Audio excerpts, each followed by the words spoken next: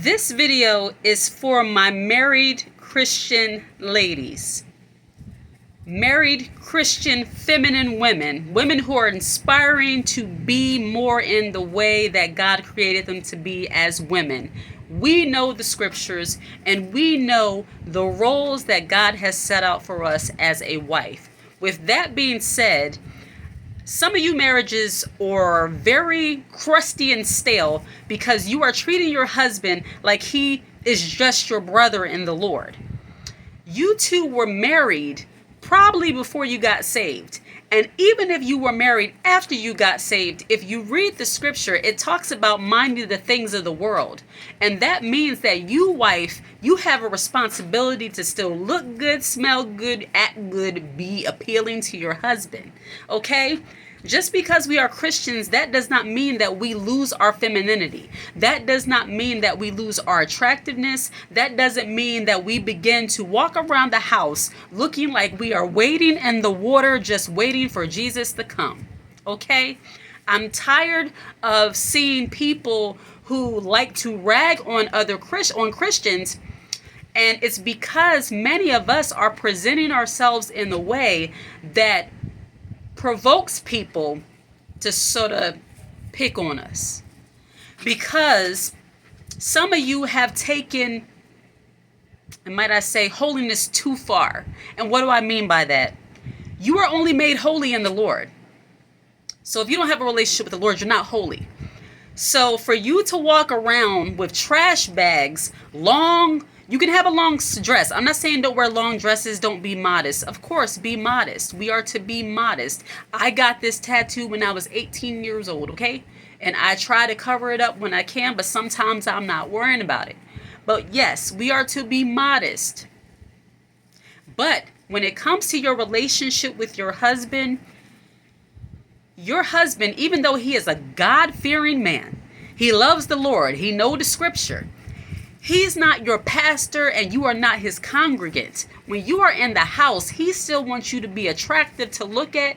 He still wants you to be fun and lighthearted and airy. He wants you to be that woman that he met when you guys first got together. If you were a fun-loving, fancy-free, beautiful, kept herself together kind of woman, you should maintain that throughout your marriage. You know why? Because if for some reason things don't work out, you can never say that it's because you didn't keep yourself together. If you were a spiritual woman and you kept your femininity and you kept yourself together, there is nothing whatsoever that can be blamed on you for the ending of your marriage or if your husband steps out on you. Okay? But many of us as Christian women like to go around and act like we are some kind of bag ladies. We talk this defeated talk. We talk this talk as if, I'm just, da, da, da, da, da. I don't like that. I don't like it. It's the fake humility. We are to be humble. There's nothing wrong with being humble, but humble does not mean lacking self-confidence, okay? And for some reason in the Christian community, we look at, not me, but we as a whole look at having self-confidence as if it's a dirty word, and it is not.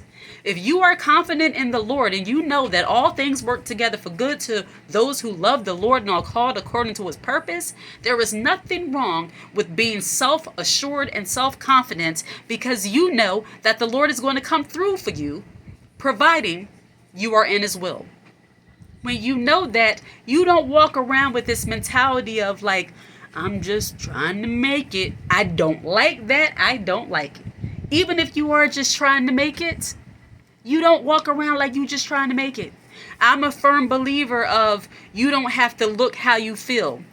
When I'm not feeling my best, that's normally the time when I look like top notch. I be just, and I'm not saying now because I feel good now, but I mean, back then when I was like really going through it, I said the one thing I can control is how I look on the outside. So I would make sure I always did my hair, put myself together. Even when I couldn't go get my nails done, I would go to the beauty supply store or sometimes the dollar store and get the little press-on nails or get fingernail polish. I know how to braid my own hair. I didn't do this, but I would go to the beauty supply store and get the 3 for $5 hair and take my time and braid my hair up so I could look presentable. I would buy clothing from discounted stores, go to places like Rainbow, or even go to like thrift stores and stuff, and they have nice pieces, wash those and put myself together. Even though my life really wasn't where I wanted it to be as a woman, I made sure that I presented myself in a way that when I did get to that point, I would be accustomed to being in that confidence, knowing and trusting God and trusting that I'm doing the best I can. I wasn't going to carry myself in the way like I'm just defeated. There's no reason why we should be doing that, especially if you are a follower of Jesus, especially.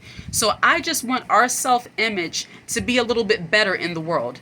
For Christ, we're supposed to be that testimony walking and breathing. But as women, if we really live true to what the scripture says, we could be making such an impact in the world. But instead, we are giving people ammunition to come at us because we are walking around like we are not confident when we should be the most confident beings there is. And now I'm done with my rant. So Christian women, do better. Get into your femininity, stay in the word, and ask God to show you how to be a confident, feminine woman in the world. No more defeat talk. Okay? Take care.